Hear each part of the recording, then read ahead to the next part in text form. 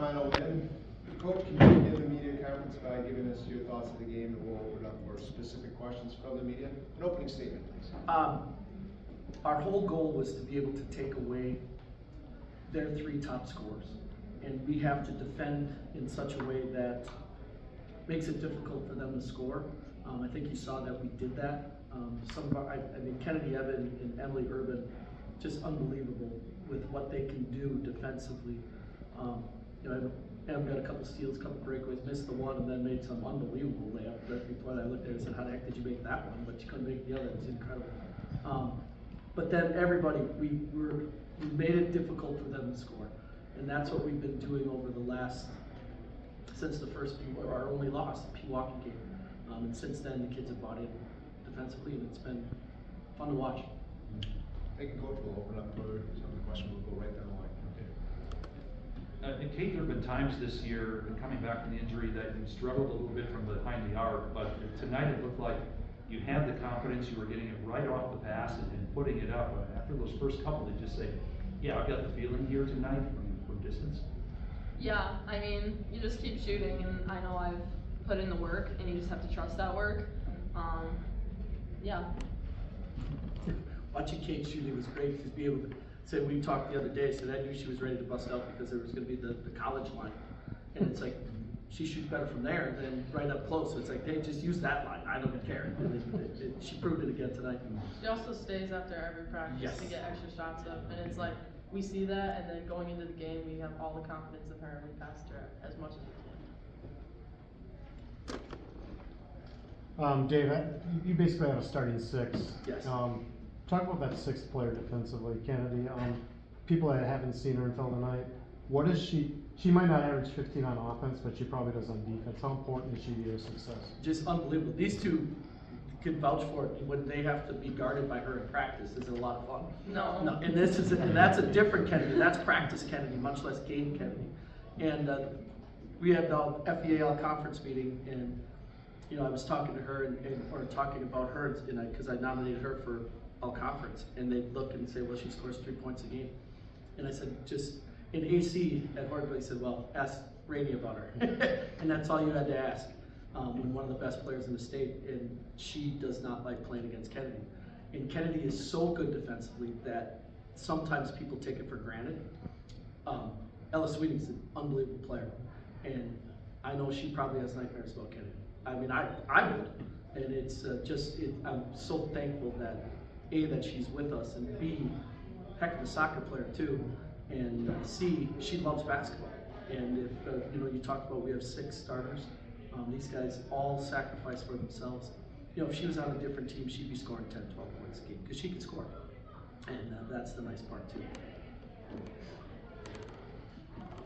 Coach, I remember after the Pewaukee game at your house, I came in and we were talking, you and the rest of the coaching staff, and we were talking about what you were actually pointing out, you know, that we're going to take a look at the film, make the corrections, all that stuff, and also Reagan had hurt herself in that game. Can you tell me what that's been like over the last, you know, couple of months, or maybe a month or so? Because it's been a heck of a turnaround. Not that it was a big turnaround, but you know what I'm talking about. And for the players too, about that moment they're losing to Pewaukee, what it's been like in this run now. I can start with that. The biggest thing is we watched it, and we actually rewatched it and found out 2 more turnovers. Went from 29 to 31 turnovers. And we knew that wasn't us, but like at the end of the game, that only loss, it was like, I wasn't mad. I wasn't mad at all. We were actually doing the right things. We just didn't know where to look yet. And when we played Pewaukee, we knew we were going to have to most likely play Pewaukee to get to here. The kids were prepared. We took them out of their blitzes, which they killed us on the first game. And we watched so much film of us, and then we were able to watch a little bit of film of the team playing Pewaukee. And they were doing 3 or 4 different things, you know, going into single gaps, trying this and that. And I looked at them and said, if you want to lose, do that. And they bought in from that point completely. They've bought in all year, but they really had a laser focus of really, you know, we could play multiple styles, and lately it's been kind of grinders because of who we're playing, but they embrace it, and it's great. I think going into that Pewaukee game, we didn't think about how great they really could be, because all those wins we had came really easy. I mean, we didn't have to do the little things. I think that's the most important. And then after that defeat, like, it was a different feeling. We were like, how did that just happen? How did we let that happen? But playing them again, like we talked about, we have to execute the little things. So after that, we started executing the little things, which kind of like killed them a little bit. But that team is amazing. Like probably one of the hardest teams we played. Absolutely all season.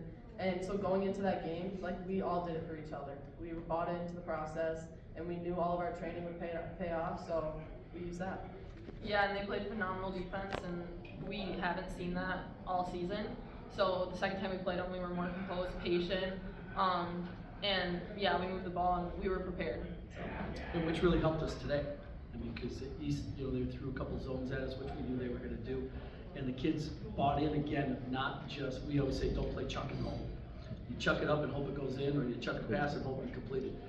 We had some longer possessions, but still touched the paint, and did a really nice job of not settling, and that's excellent. And then, we hit, I don't know how many threes we had, but they were all good ones. We talk about big advantage shots, and I don't think we took no big advantage shot at all today. So it was fantastic.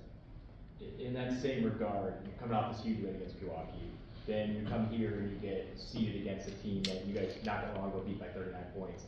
The idea of not overlooking, I know East has been on this magical run, but it's kind of what your thought process of not letting that happen. It was pretty easy because we know how good they are.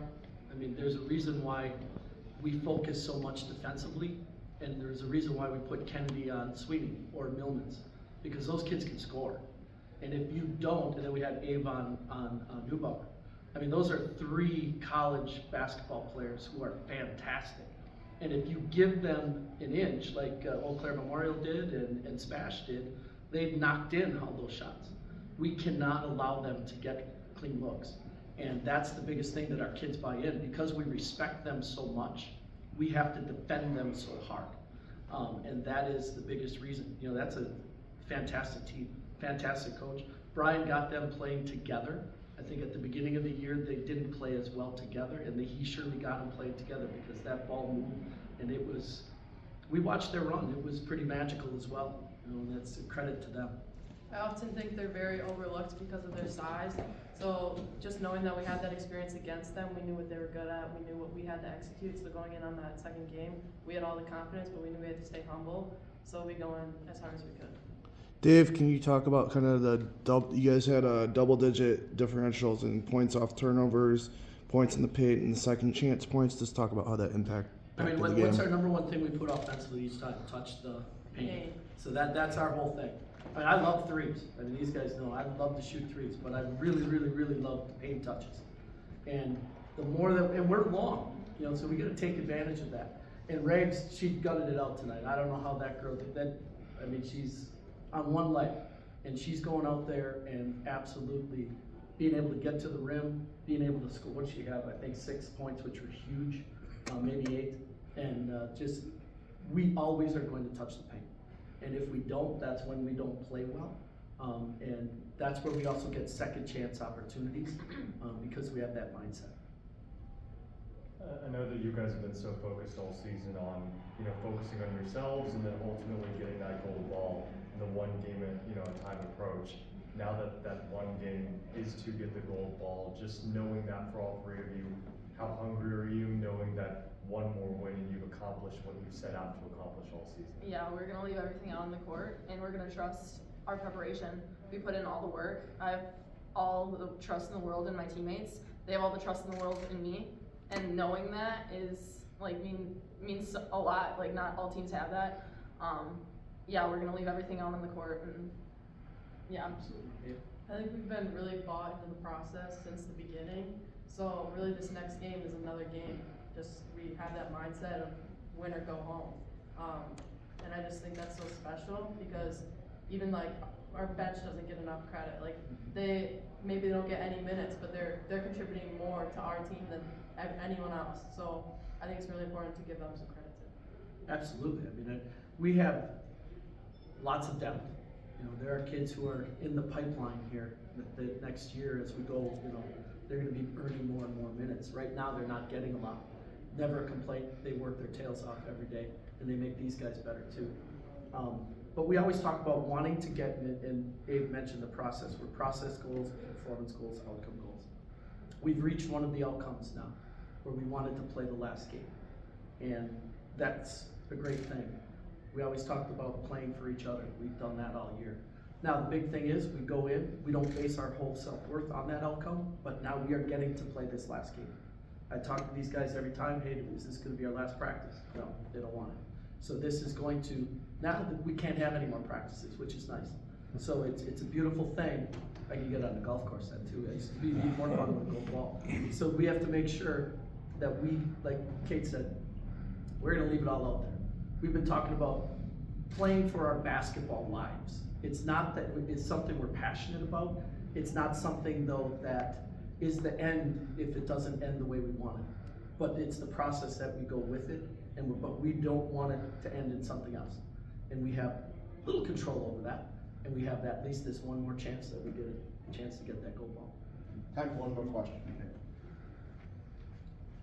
Ava, we're seeing your game a lot on the outside perimeter, a freshman year and this year, but with Reagan's injury, how much have you had to develop the inside game, do some of the dirty work down there, and we saw you come up with big rebounds tonight and willing to go in that. How much has that game evolved over the last half of this season?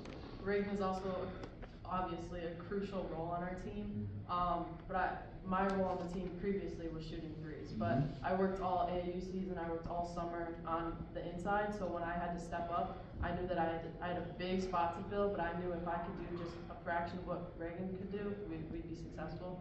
So I did step up, I did what I could, and I knew I had like 4 other shooters on the perimeter, and I knew I didn't have to be the only one shooting, which makes our team so special because we don't have one person where it's like, oh, they can back off, so I think that's cool. Yeah, and it's kind of like a blessing in disguise because she has the footwork, she has the talent, and it kind of just, as the season went on, she's gotten better and better.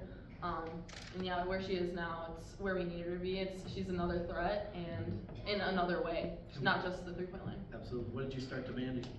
The ball. The ball, absolutely. Demand the ball. That's what we work on. Touch the paint. You want the ball, you better demand the ball. And that's what, having Reagan out, we were able to do that with Haley and Ava. And if you notice, Kate's been in the post as well, which is good. Then you get that spot, but you know you aren't gonna miss. So that's the key. And yeah, coaching becomes easy when you have players like this, but it's never easy. But it sure makes it easier. Enjoy the victory tonight. Thank you. We'll see you tomorrow night. Thank you.